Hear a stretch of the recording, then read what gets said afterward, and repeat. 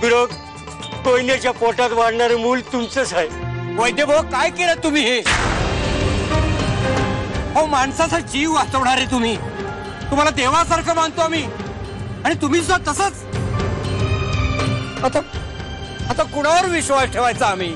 गुरु गुरु माझ्याकडून मोठा अपराध झालाय, मला माफ करा गुरु. कशीताई मी हे काय करून बसलोय? गुरव काका अजूनही वेळ गेली नाहीये. कोयनेवर झालेल्या अत्याचाराचं तुम्ही प्रायश्चित्त घेऊ शकता. हो. मला आता आधी कोयनाला शोधायला हवं आणि तिची माफी मागून तिला घरी आणायला हवं. हो गुरव काका, पण त्याआधी जे सत्य आहे ते लोकांसमोर याला. माझा तरी विश्वासच उडालाय देवधर्मावरनं. कोयना बाबा कदमच्या घरी. अगं जेव्हा भाऊ सारख्या प्रामाणिक माणसाची गावातनं धिंड काढली तेव्हा काय केलं फिराईनं? अगं ती सगळं बघत होती आपल्या डोळ्यांनी आणि वेळ आल्यावर ती दुष्टांना नक्की शिक्षा करेल. वैद्यबुवांना पैसे दिले गेले होते, त्यांना धमकावलं गेलं होतं की त्यांनी गुरव काकांच्या मनात विष कालवावं. वैद्यबुवा खरं काय ते सगळ्यांना सांगा. मी या गुरुवाला खोटं सांगितलं. पण माझा नाईलाज होता. मला धमकी दिली होती. तुम्हाला खोटं बोलायला लावणाऱ्याचं नाव सांगा. बाबा कदम. अहो ऐकलात का? कोयना गावात आली आहे.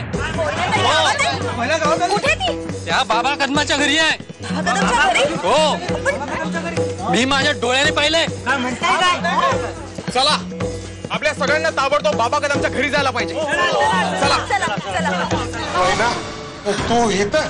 अरे भवाने, ही कोयना आपल्या घरात कशी आली? अगं हिला गावाच्या बाहेर काढले ना लोकांनी, तुला कळत नाही? अगं गावाच्या विरोधात जाणार का तू? अहो ती गरोदर आहे आणि तापानं फणफणत होती जंगलात, म्हणून घेऊन आले मी तिला घरी. लई सरसर करायला लागली तू तुझ्या तर.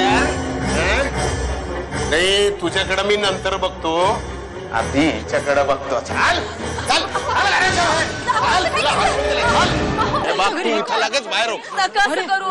हो पुन्हा काय करतो बाबा कदमच्या घरी? अरे बाप. थांबा, मी सांगतो. या बाबा कदमने वैद्य बुवांना खोटं बोलायला सांगून भाऊ आणि कोयना विरुद्ध पुरावे गोळा केलेत. त्यांना बदनाम करून गावाच्या बाहेर काढलंय आणि हे सगळं का केलं याचं हे कारण. या बाबा कदमची कोयनावर वाईट नजर होती. बरोबर बोलतोय की नाही मी?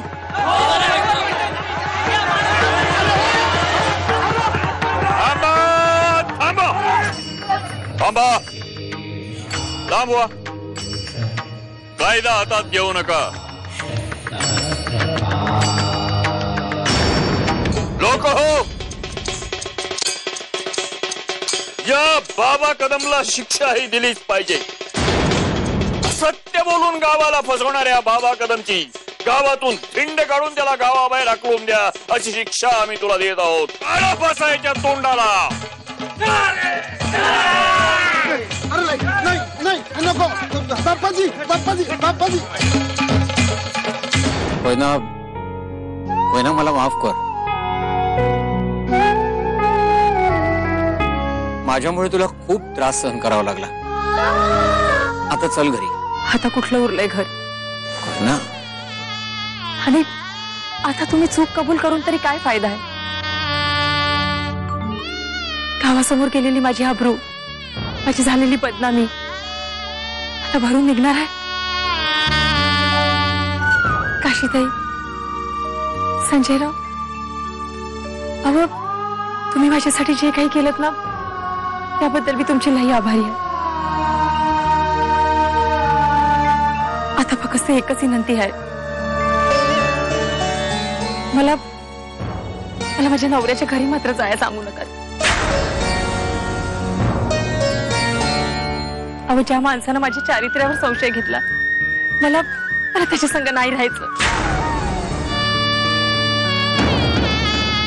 लक्ष्मी.